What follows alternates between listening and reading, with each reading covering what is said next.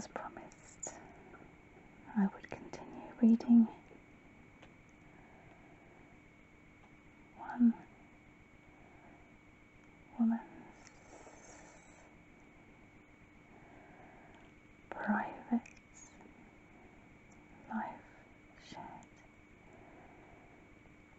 And as mentioned previously, this isn't about woes and worries and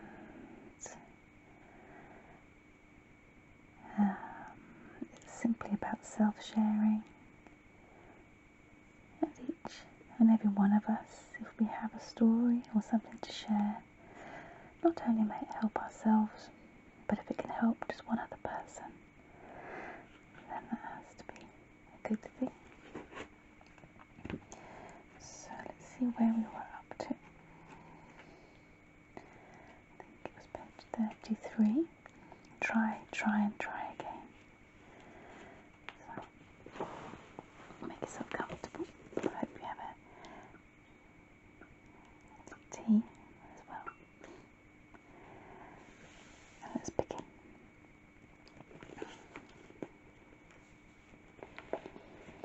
As I circled an advert in the local newspaper, I thought this could be fun. I had been scouring the Evening Standard and the local papers, and until now nothing had jumped out at me. I think I was looking for an ad that would say, "Hey, Nikki, we need you.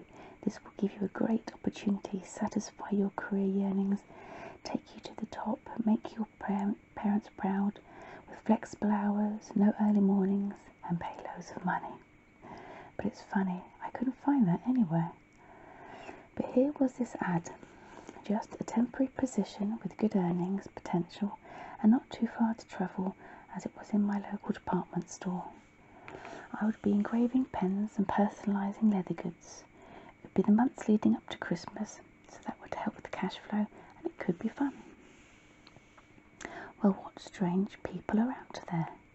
There was 2 of us on our stand, my friend and I, and we sure did have some laughs. On busy days we had queues forming around our stand and waiting lists of names to produce. But try getting "Dear Grandad, with love, we love you very much" from Tim, Katie and Stephen on a barrel of a pen is virtually impossible. But we did try, and we did push the boundaries and give the customer what they wanted. Sometimes winning, sometimes waving the white flag. I did that for 2 years, running at Christmas time, and then threw in the towel. This was just a seasonal job.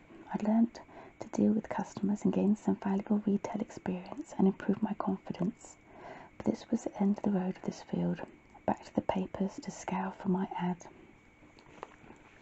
My friend and I had enjoyed working together and saw how lucrative the retail trade could be and saw a window of opportunity. "Sorry girls, we cannot offer you a loan for your new business as we don't believe there is any money in accessories.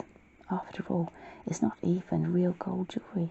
And let's be honest, you'll be pregnant soon, so you are a liability." Those were the encouraging words of a friendly high street bank. We'd worked hard on producing a business plan, cash flow forecasts and profit and loss sheets. We had done our research both in-house and on the streets. There was at this time no shop specialising in just accessories like rings and bangles, necklaces, scarves and so on, and knew it was an area that could be hugely expanded upon. We knew the importance and the viability of offering items that were just a few pounds or pence. It would suit all budgets and can make you feel better in an instant and potentially transform an outfit. Or keep you on trend. But to the grey-haired suit at the bank, it had no merit. His manner was offensive and completely demoralising. We had passion and drive, and he came along and just poured water over it. I wonder often now what, if he notices, he must think of those highly successful chain of accessory shops and the individual departments in department stores. No market or demand. His words have lodged in my throat for the past 25 years, and I must thank him. Not for turning us down, as it really does still gripe with me when I walk past one of those successful shops, but for spurring me on every day, never taking ever again what someone says as a fact, but believing in myself and relying on my gut instinct and my own intuition. I didn't always get it right after this, but I always carried on. I now had a taste for wanting to be my own boss.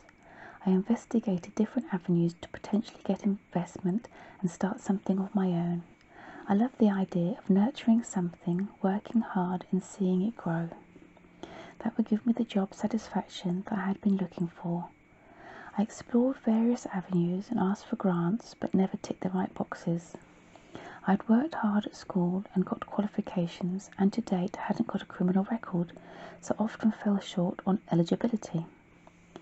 I just couldn't get my foot on the first step of the ladder and still needed to earn money, so dabbled in the temping world as a receptionist to various switchboards, which can be tricky as a temp, as you don't know the people that work there to put the call through to. With limited job satisfaction in that line, I decided to broaden my net and my experience, and ended up on the floor at a nut factory and a cheese factory, not literally. This taught me quite simply to embrace every moment for what it has to offer.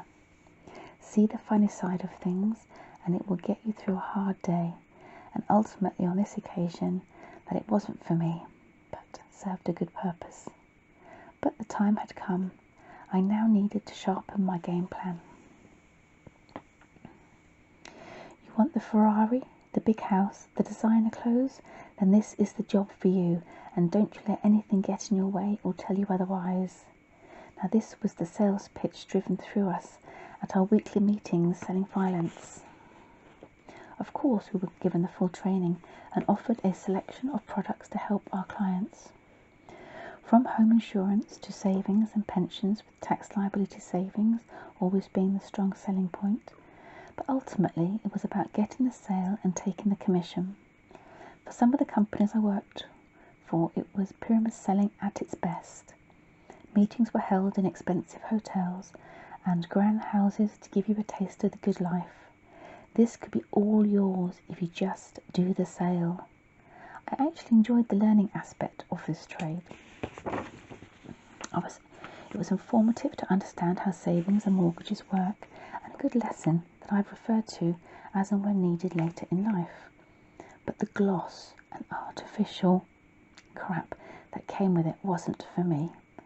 I worked for 4 different companies, each having their own training, so my knowledge became pretty varied. From the 4, one should have been called two-faced and offered bullshit on a plate by someone resembling the Penguin from Batman films. One was in London and forced us to exercise before the day started and threatened us with cat food if we didn't get appointments for that day. That I ran to the hills quite quickly from.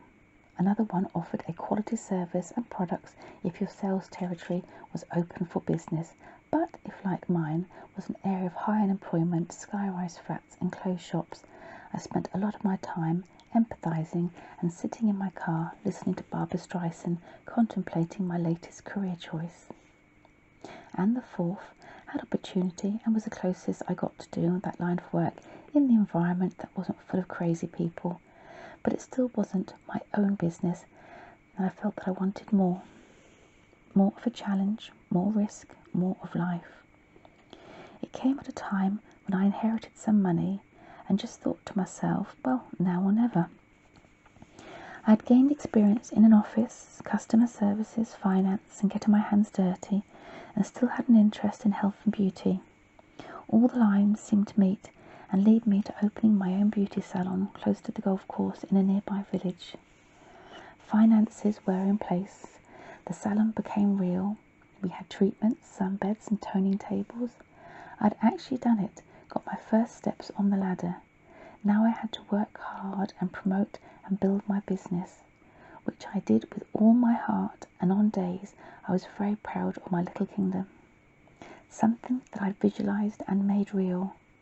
But, ironically, it was real life that I wasn't expecting, and the next road was going to prove a very rocky one.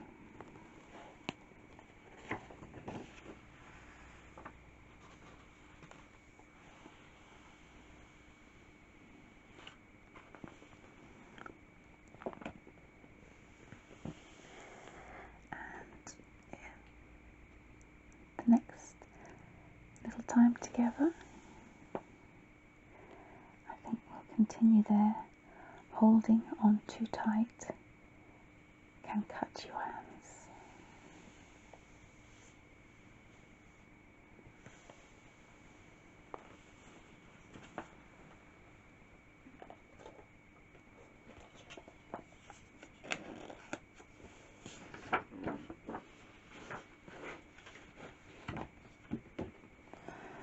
So thank you for joining me.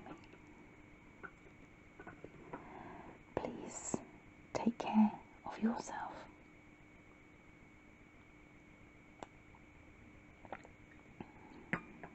And I'll see you again